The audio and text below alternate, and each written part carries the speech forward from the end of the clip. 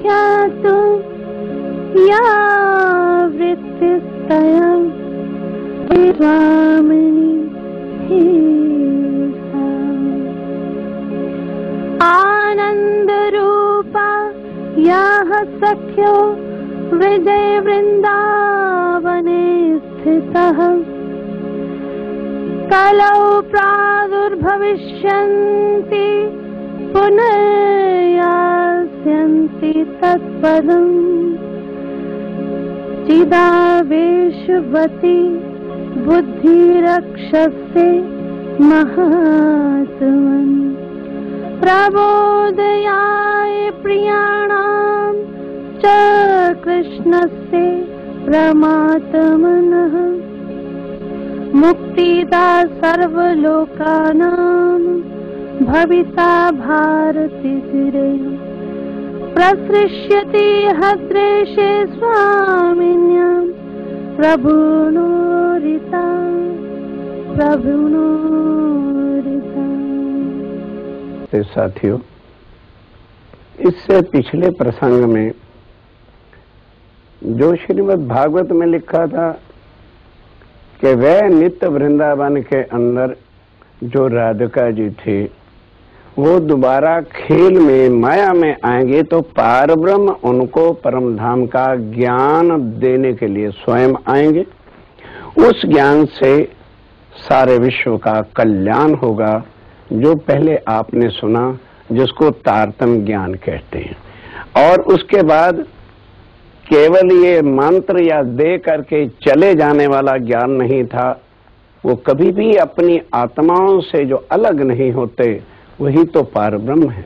तभी कह दिया कि हे देवचंद जी, अब मैं तुम्हारे अंदर आकर प्रवेश करूंगा। तब तुरंत उनके तन में प्रवेश हो गया। अब उसके बाद अपनी आत्माओं को ब्रह्म ज्ञान देने के लिए जो जगत में आकर के भूली है उस चीज का प्रचार शुरू करते हैं। तो सबसे पहले गांग जी भाई, जो उनके साथ ही कभी भागवत सुनता था, उनको मिले और सुनाई पार की बान, तब धनी की भई पहचान। गांग जी भाई ने तुरंत पहचान लिया कि ये ज्ञान, ये वाणी आज दिन तक भागवत में कान जी भट्ट ने भी कभी नहीं सुनाई नहीं है। निश्चय करके देवचंद जी तुमको कोई शक्ति प्राप्त हुई है और या तुम्हारे को तुमने किसी और से सुना है। तब उनको सीधा साधा बता दिया कि ऐसे ऐसे वो पारब्रह्म अक्षरातीत, वो मेरे धनी, वो मेरे प्रीतम आए थे, उन्होंने ही ये ज्ञान दिया। उन्होंने मेरी पहचान कराई, अपनी पहचान कराई और परम धाम की पहचान करा करके मुझे कहा कि तुम जाके आत्माओं को ढूंढ के लाओ। और अब वो मेरे अंदर विराजमान हो गए।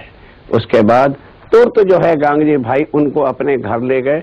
अब देवचंद्र मान के नहीं कि अक्षरातीत पूर्ण ब्रह्म मेरे धाम के धनी हैं, अपने घर पे सिंहासन लगाया और वहां से प्रचार शुरू होने लग गया। दुनिया को ब्रह्म ज्ञान की प्राप्ति होनी शुरू हो गई, अनादि अक्षरातीत की पहचान होनी शुरू हो गई। तो होते होते ये ज्ञान वहां के वजीर और उनके घर में 5 लड़के थे, उनके घर जो है ये वाणी किस तरह से गई। गांग जी भाई जी के लड़के श्याम जी की जो पत्नी थी उनकी बुआ उधर रहती थी। तब उनको जाके वो रोज कहती है हमारे घर श्री कृष्ण जी साक्षात आते हैं, आड़ी का लीला होती है और बड़ा बड़ा सामान भी लाते हैं। ओ बुआ फुई तू चल के देख तो सही। तब उन्होंने अपने छोटे देवर गोवर्धन ठाकर, इस परिवार में 5 भाई थे, सांवलिया ठाकर, हरवंश ठाकर, गोवर्धन ठाकर, मैराय ठाकर और उद्धव ठाकर। तब वो पहले जाते हैं और जाके यही अर्ज विनती के, दुनिया वाले जो मांगते हैं ना कि हमें ये चीज दे दो, वो नहीं, वो कहते हैं मैं अपनी आत्मा का कल्याण करने के लिए आया हूँ। उसी वक्त उनको तारतम्य ज्ञान उस अक्षरातीत की पहचान से सम्मान जोड़ दिया। अब वो घर आते हैं और वो जो लीला श्री कृष्ण जी की वहां पर होती है उसको आकर के यहाँ पर सारा कुछ जो है घर में बताते हैं। तो उस चर्चा को सुन के गोवर्धन ठाकर की आत्म ये है गोवर्धन ठाकुर के बाद उनका छोटा भाई मेराई ठाकुर, जिनके अंदर अपार ब्रह्मक्षातीत देवचंद जी के तन के बाद प्रवेश करेंगे और विद्यावानंद बुद्ध निष्कलंक का अवतार जाहिर होंगे। इनके हृदय के अंदर जो है परम धाम की इंद्रावती की आत्मा बैठी है। तो भाई के साथ ही चले जाते हैं। कुछ दिन तो भाई इनकार करते रहे कि तेरी आयु छोटी है, पर फिर आखिर ले ही जाते हैं। और जा करके जब चरणों में प्रणाम किया, अब समझिए कि कौन कैसे पहचान जाता है कि इसके अंदर परम धाम की आत्मा बैठी है कि नहीं। तो जैसे देवचंद जी के तन में अक्षातीत बैठे हैं, तो वो कहाँ से पहचानते थे? जब नैनों से नैन मिलाते हैं तो अंतर के चक्षु से वो पहचान जाते थे कि इसके अंदर परम धाम की आत्मा है। ये अक्षातीत ही पहचान सकते हैं, हर कोई नहीं ये चीजें पहचान सकता। ये कोई हिप्नोटिज्म की बातें नहीं है, ये परम धाम का ज्ञान है, अंदर आंतरिक आत्मा की ज्ञान है। तो उसी वक्त उनको चरणों में लिया और तारतम दे दिया, अर्थात संबंध बता दिया, सारी पहचान करा दी। अब उसके बाद क्या होता है, प्रचार बढ़ते बढ़ते जो है, तो मेराई ठाकुर के दिल में भी बात आती है कि भाई इनको परम धाम नजर आता है, तो मेरी आत्मा को क्यों नहीं परम धाम नजर आता। आप देखिए, समझिए क्या बात है कि मेराई ठाकुर समझ रहे हैं कि ये जो तन है देवचंद जी का, सतगुरु महाराज मेरे सतगुरु हैं, बस वो सतगुरु ज्ञान देता है और धनी परम धाम ले जाता है। देखो कितना अंतर है, ये चीजें समझने की है, तभी धीरे धीरे समझा रहा हूं। अब उनके ज्ञान को सुनकर वो तो यही रोज ज्ञान सुनाते थे कि हमारी तुम्हारी आत्मा सबकी एक है। तो वो दिल में मेराई ठाकुर को क्या लग जाती है कि भाई फिर इनको परम धाम नजर आता है तो मुझे क्यों नहीं नजर आता। बड़ी कसनी करने लगे, बड़ी वो सब कुछ किया। तो परम धाम और अक्षरातीत जप से, तप से, कसनियों से, माला से तो मिलते नहीं। आखिर उन्होंने जाकर के कहा, पूछा देवचंद जी ने, मेराई ठाकुर तेरी हालत ऐसी क्यों हो गई है? कहने लगे, धनी जब आप कहते हो आत्मा हम सबकी एक है, तो आपको परम धाम नजर आता है, तो मुझे क्यों नहीं नजर आता?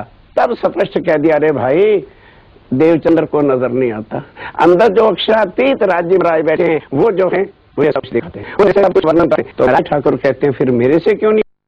कहने लगे, तुम्हें पहले कह दिया है, बता दिया था कि जब तक मेरे तन के अंदर बैठे हुए हैं तब तक लीला सब मेरे तन से होगी, उसके बाद जब मेरा तन छूटेगा तो तेरे तन में बैठेंगे। ये हुक्म की बात है, एक ही ठौर हो सकती है, एक ही टाइम में अक्षरातीत 10 तनों में बैठ के लीला नहीं करते।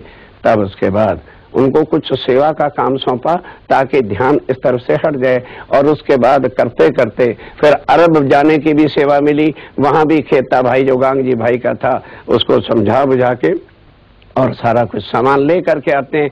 उसके बाद वो समय आखिर आ गया जब देवचंद जी का शरीर छूटना है।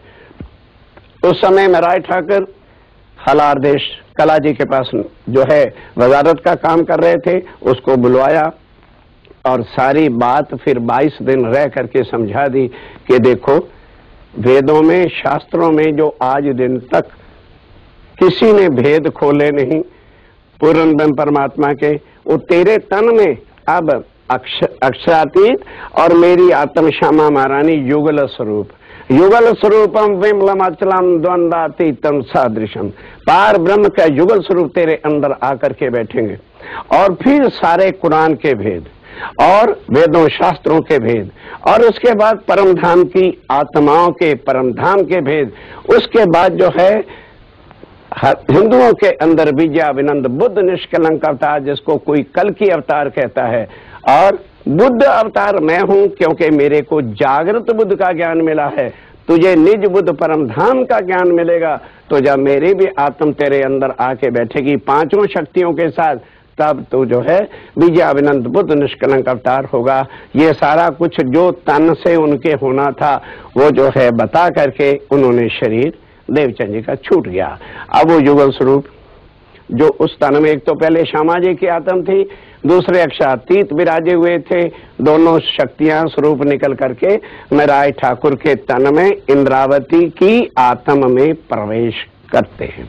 अब उसके बाद क्या होता है, देवचंद जी के एक सुपुत्र भी थे बिहारी जी महाराज, तो लोगों ने, जो ज़ाहिरी लोग होते हैं, वो ट्रस्टियों ने मिलकर के उनको ज़ाहिरी गद्दी पर तो बिठा दिया, लेकिन होता क्या है भाई, गादी पर बैठ जाने से कोई ज्ञान तो नहीं आ जाता, तो वो फिर अपने मनमानी ही चर्चा सुनाते रहते हैं। अब इससे लोगों को तो शांति होती नहीं।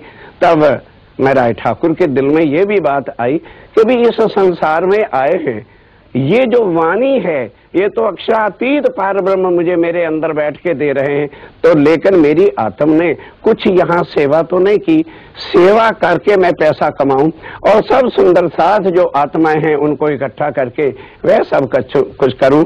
उन्होंने करना शुरू किया और वो महाराज बिहारी जी से यह सहन नहीं हुआ और राजा को शिकायत करके जो है उनको जेल में नजर बंद करवा दिया। कहोगे जी क्या परमात्मा भी कभी नजर बंद होते हैं? अरे भाई पहले से जाओ कुरान पढ़ो, क्या लिखा है कि हवसे का पातशाह जो है जब उस पर अल्लाह की मेहर होगी तो सारी दुनिया का कल्याण करेगा। अर्थात हवसा कहते हैं उस जेल को जामनगर में, वहां पर जो है 1 साल भर रहते हैं और तड़प तड़प करके अपने धनी को जब याद करते हैं तो साक्षात अंदर तो बैठ गए लेकिन पता नहीं चला, हवसे के अंदर जो है साक्षात दर्शन, साक्षात दर्शन, युगल स्वरूप आकर के देखते हैं और सारी बातें फिर इनको बता देते हैं कि किस किस तरह से जागनी होनी है, कैसे तुमने हरिद्वार जाना है, कैसे औरंगजेब के दरबार में जो है कुरान के साथ जो है उनको भी बता देना है कि तुम लोग गलत रास्तों पर चल रहे हैं और सबको एकीकरण करके एक परमात्मा की पहचान करानी है। ये सारा कुछ उनको बता दिया। उसके बाद अंदर विराजमान हो गए। अब उसके बाद चलते हैं प्रचार करने के लिए। तो सबसे पहले दीप बंदर में गए, वहां जो जो आत्माएं थी उनको ज्ञान सुनाया। वहां से फिर जाते हैं ठट्ठा नगर। क्यों? जहां जहां आत्माएं हैं अक्षरातीत में वहीं वहीं पर पहले जाना है और फिर बाद में जो आज प्रोग्राम हो रहा है ना, ये लास्ट के उनके आइटम है कि सारे विश्व को पता चल जाए कि वो पूर्ण ब्रह्म अक्षरातीत, जिसको बीजानंद बुद्ध निष्कलंक अवतार कहते हैं, जिसको प्राणनाथ कहते हैं, जिसको सुप्रीम ट्रुथ गॉड कहते हैं, वो आएंगे जो दुनिया कह रही थी साथियों 320 साल हो गए।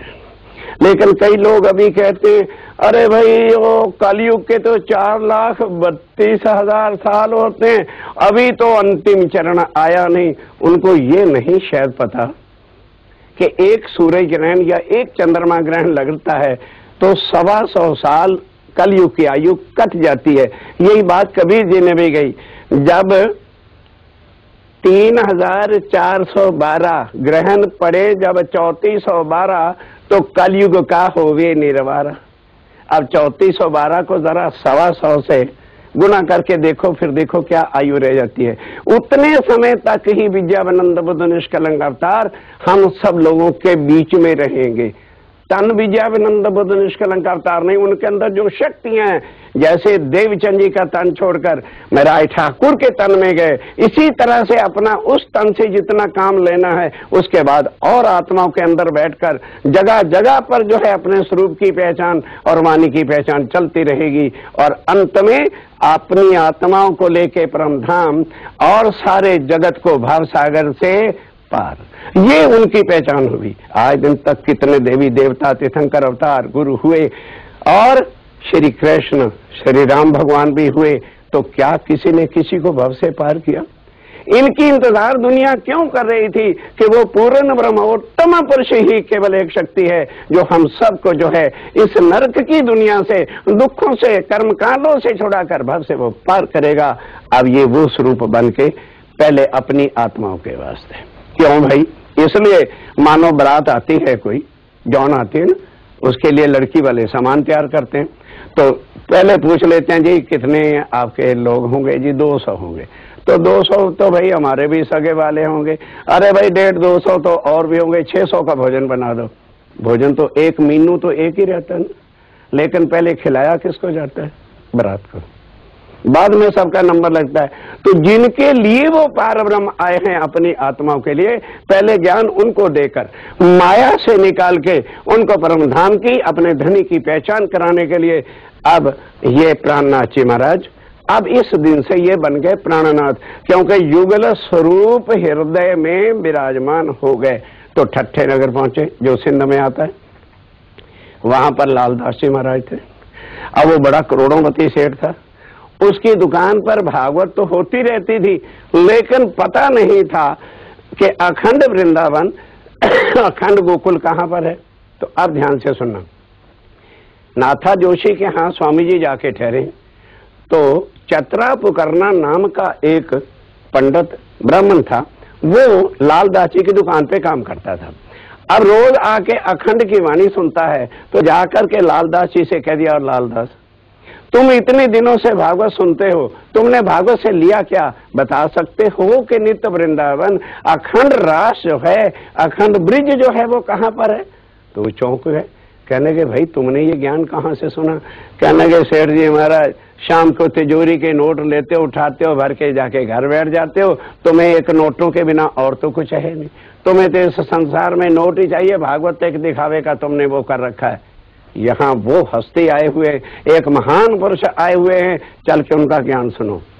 तब जो है लालदास जी गए, और जाते ही जब देखा अक्षातीत श्री राज्य महाराज युगल स्वरूप ने, ठीक है बिठा दिया, और उसके बाद उनको नित्य वृंदावन बताया कि भाई ये जो मथुरा वृंदावन दिल्ली के पास है ना, ये 14 लोक के अंदर है।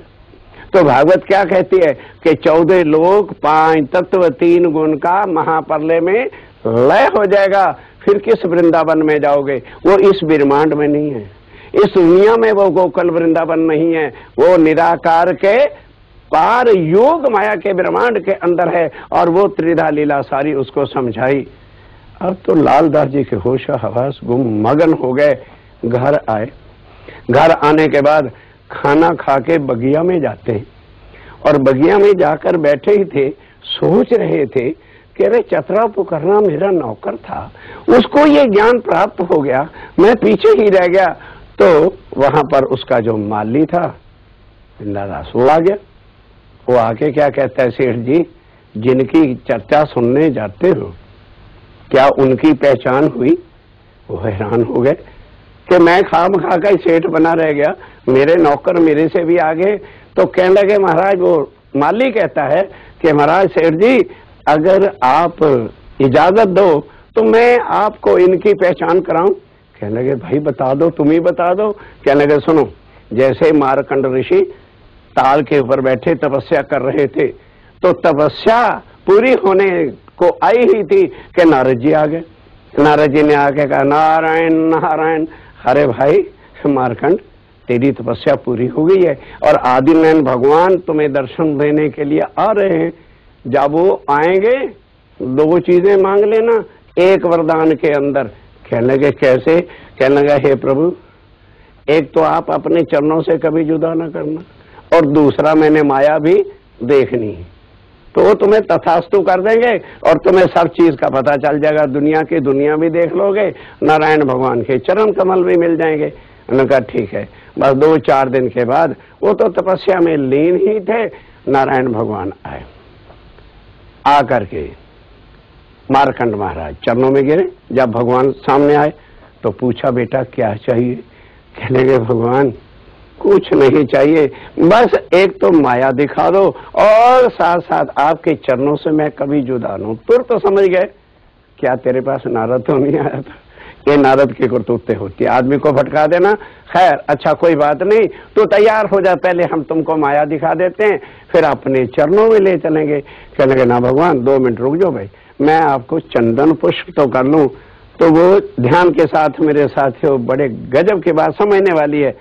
अब वो चरनाठी होती है पत्थर की, जिस पर जल छिड़क करके चंदन घिसते हैं। आधा ही चक्कर चंदन का लगाया था कि आदिनारायण भगवान ने जो है अपनी कृपा दृष्टि से माया का आवरण उस पर डाल दिया। वो वहीं का वहीं बैठा है और क्या देख रहा है कि मैं गहरे सागर में, समुद्र में जा रहा हूँ, डूब रहा हूँ, तैर रहा हूँ, तैर रहा हूँ, तैरता हूँ। थोड़ी देर के बाद बेहोशी सी आगे के पता नहीं मैं कहाँ पर हूँ। क्या देखता है साथियों, ये हकीकत का प्रसंग है मार्कंड ताल का। जब आप हरियाणा में जाते हो, वहां उसने क्या देखा कि मैं बहुत एक, अब ये स्वप्न माया क्या है उसके अंदर देख रहा है कि मैं एक बहुत सुंदर नारी का रूप उसको जो है मार्कंड ऋषि को मिल गया। वो तो भूल ही गया कि मैं मार्कंड हूं या ताल पे तपस्या कर रहा हूं। एक सुंदर नारी का शरीर वस्त्रों के बिना तैरता हुआ चला आ रहा है। आगे जो है धोबी, घाट पे धोबी खड़ा हुआ है। उसने देखा, अरे इतनी सुंदर नारी है और किस पापी माँ बाप ने या इसके पति ने जो है इनको धक्का दे करके सागर में भेज दिया, धक्का दे दिया। अब वो दूर ही खड़ा बेचारा पूछ रहा है, बहन कौन सा तेरे पापी माँ बाप हैं? कहते नहीं। कौन सा तेरा ऐसा पति है जिसने तुझे समुद्र में जो है धक्का सागर में दे दिया है? अब उसे पता होता तो कुछ बताती। अब बेचारा वो कहता है, अच्छा ये मेरे पास कपड़े हैं। आप तो जानते हो धोबी के पास भाइयों के भी, बहनों के भी हर प्रकार के कपड़े होते हैं। तो वो कपड़े फेंक दिए कि लो ये कपड़े फेंक लो, आप पहन लो। जब उसने कपड़े पहन लिए तब वो पूछने लगा धोबी कि आपने जाना कहाँ पर है, मैं आपको वहीं पहुंचा देता हूँ। उसे पता ही नहीं था मैं आए कहाँ से हूँ। साथियों, ये ब्रह्म ज्ञान की नींव है। आज मैं आपसे यदि प्रश्न करूं, आप कहाँ से आए हो? दुनिया के शहर का तो नाम बता दोगे, मरने के बाद कहाँ जाना है, और जन्म लेकर के आए कहाँ से हैं, किसने हमको यहाँ भेजा है? हम तो जागृत हैं, वो तो बेहोशी में था। मारकंड एक स्त्री के रूप में आ गया। तब क्या बताता कि मैं कहाँ से आया हूँ? तब धोबी कहता है कि फिर भाई मेरे साथ अगर शादी करनी है तो कर सकते हो, मैं अभी कुंवारा हूं, मैंने भी शादी नहीं की। तब वो सोचने लगा मारकंड उस तन में कि भी जो बिन जान पहचान के मेरे कपड़े दे सकता है तो जिंदगी में चाहिए क्या? 2 कपड़े और 2 रोटी, इसकी सेवा कर लेंगे, रोटी खा लेंगे। तो कह दिया भाई मैं तैयार हूं, मैं तेरे साथ शादी करता हूं। वहीं पर जल लिया, छींटा दे दिया। अब वो बन गई धोबन। धोबी ले गया घर।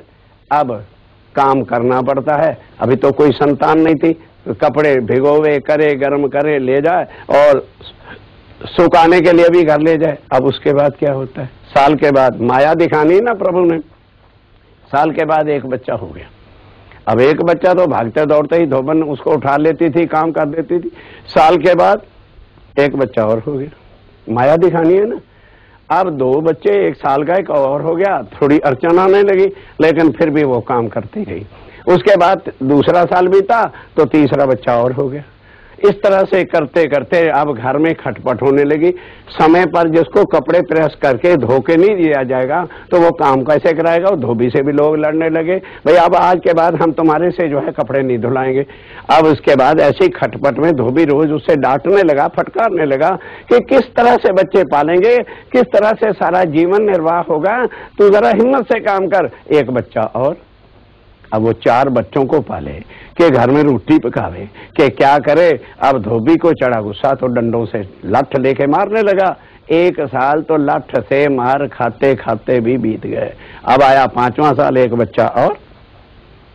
अब कोई बच्चा बीमार, कोई कुछ कोई कुछ, तो बस मार से तंग आकर के ओ धोबी, कौन? मार्कंड ऋषि, सोचा कि उसे अभी भूल चुका है कि मैं कौन हूं। जैसे आज हम माया में, परिवार में, कोठियों में, बंगलों में भूले बैठे हैं कि मैं कौन हूं, कहां से आया हूं। है याद? मरने के बाद जाना कहां पर है। इस तरह से मार्कंड ने सोचा, इससे तो मैं गले में फांसी लेके मर ही जाऊं तो अच्छी है, अपने आप जो है अपने बच्चे पालते रहेगा। जैसे धोबी कपड़े लेके गया धोने के वास्ते, बस ओ मार्कंड ऋषि अर्थात धोबन ने गले में लेके फंदा और लगी फांसी लेने। अब मार्कंड ऋषि उस ऊपर नारायण भगवान देख रहे हैं, कह रहे ये तो भक्त हमारा फांसी ले रहा है। तुरंत आ गए और आकर के बाहर उसके दरवाजे पर साधु का भेष बनाकर कुंडी खटखटाई। तो अब धोबन ने क्या समझा कि शायद धोबी कहीं ना वापस आ गया हो, तो भाग के गई और जाकर के जो है और दरवाजा खोला। जब दरवाजा खोला तो सामने देखा कि साधु महात्मा युवा अवस्था वाला खड़ा है। धोबन को चढ़ा गुस्सा, उसको अनार शनार फटकारने लगी। तब उसको जो है वो क्या कहते हैं, मारकंड की कथा सुनाते हैं तब हम भोजन पाते हैं, और अंदर घुस गए। अब उसके बाद जो है उनको बड़ा गुस्सा चढ़ा कि भाई तू किस तरह से अंदर चला आता है। मारकंड की कथा सुनाते हैं तब हम भोजन पाते हैं। कहता जा मत, तू जो कुछ भी कर। धोबन थी अनाप शनाप गालियां देने लगी। रोटी बना रही है। और आदि नारायण भगवान बैठे कथा सुना रहे हैं कि एक मार्कंड ऋषि था, ऐसे ऐसे उसने तपस्या की, नारायण भगवान ने आके दर्शन दिया और उसने माया और चरणों से रहना, चरणों के पास मांग लिया। इस तरह से फिर उन्होंने समुद्र में डाला। कैसे कैसे वो धोबन आके बन गई और कैसे कैसे उसके घर जो है बच्चे हो गए और किस तरह से जो है वो फांसी लेने लगी। पर भगवान कभी नहीं देख सकता कि मेरे भगत को संकट हो। जब ये कहा कि मारकंड जो है इस समय जो है बैठा धोबी के रूप में रोटी बना रहा है और नारायण भगवान उसको बैठकर उसकी याद दिला रहे हैं, उसी वक्त वो धोबन उठी और चरणों पे गिर के कहती भगवान। और जैसे गिरी चरणों में किया भगवान, तो उधर वही पर्दा हटा दिया माया का। वो मारकंड ऋषि चंदन ही लिए बेचारा बैठा है। तो नारायण भगवान ने पूछा, मारकंड क्यों भाई, बोल, माया देख ली? भगवान नहीं, अब कभी माया का मैं नाम नहीं लूंगा। साथियों, वो जो उसका माली है वो बता रहा है कि हे लालदास जी महाराज, हे लालदास जी महाराज, इसको क्या समझ रखा है तुमने? ये तन जरूर इस माया का लिए हुए हैं, ये वही अक्षरातीत पूर्ण ब्रह्म है और हमें इस माया की फांसी से छुड़ाने के लिए वो जगह जगह पर जहां जहां पर उनकी आत्माएं हैं उनको निकाल रहे। इतना सुनने के बाद लालदास जी महाराज इतने मुग्ध हो गए कि बस जाके स्वामी जी के चरणों पे गिर गए और बस फिर पहचान ली, कह दिया, हे धनी, मैंने पहचान लिया कि तुम कौन हो, परमधाम के अक्षरातीत हो, हमारी आत्मा को जगाने के लिए आए हो। मेरे माली ने और मेरे जो चतरा पुकरना पंडित था उन्होंने आंखें खोल दी। बस फिर राज्य महाराज ने उनको तारतम दिया और तारतम दे करके उनको जगाया। जब इस तरह से ठट्ठी नगर के अंदर जहां ये घटनाएं हुई, सारा जो है जगत, वहां के सारे गांव के लोग जो है उठ के आके स्वामी जी की चर्चा और अपने पार ब्रह्मक्षातीत की पहचान, अपनी आत्मा की पहचान करके हजारों लोगों ने तारतम ज्ञान से अपना संबंध जोड़ा। साथियों, तारतम मंत्र नहीं है, एक पालव बांधना होता है अपनी आत्मा का पार ब्रह्मक्षातीत के साथ। अब ये चर्चा जब वहां सारे गांव में फैल जाती है तो उसके बाद कुछ लोगों ने आके कहा कि स्वामी जी, यहाँ पर कबीर पंथ के आचार्य चिंतामणि भट्ट रहते हैं और आप थोड़ी सी बात उसको बताओगे तो वो आपके आने के सब निशान बताते हैं। तो उसने कहा, अच्छा भाई, अब कल चलेंगे और फिर मुझे तुम उनके घर ले चलना, तो फिर उसके साथ भी सत्संग करेंगे। आज क्षमा कीजिए, अब अगला प्रसंग जो है चिंतामणि जो कबीर पंथ के आचार्य थे, कैसे उन्होंने स्वामी जी के चरणों में आए और तारतम लिया, ये विषय अगले विषय में।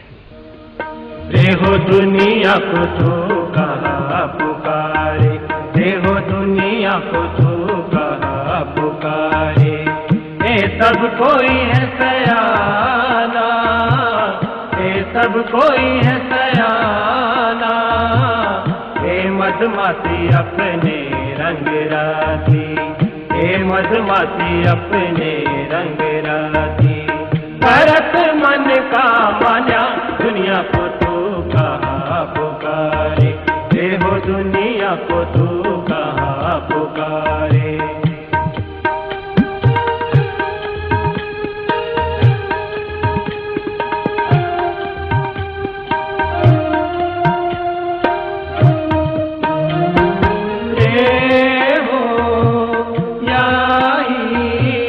बंद में साध संतरी, पुकार पुकार पछताना, पुकार पुकार पछताना, कोई कहे दुनिया बुरी करत है,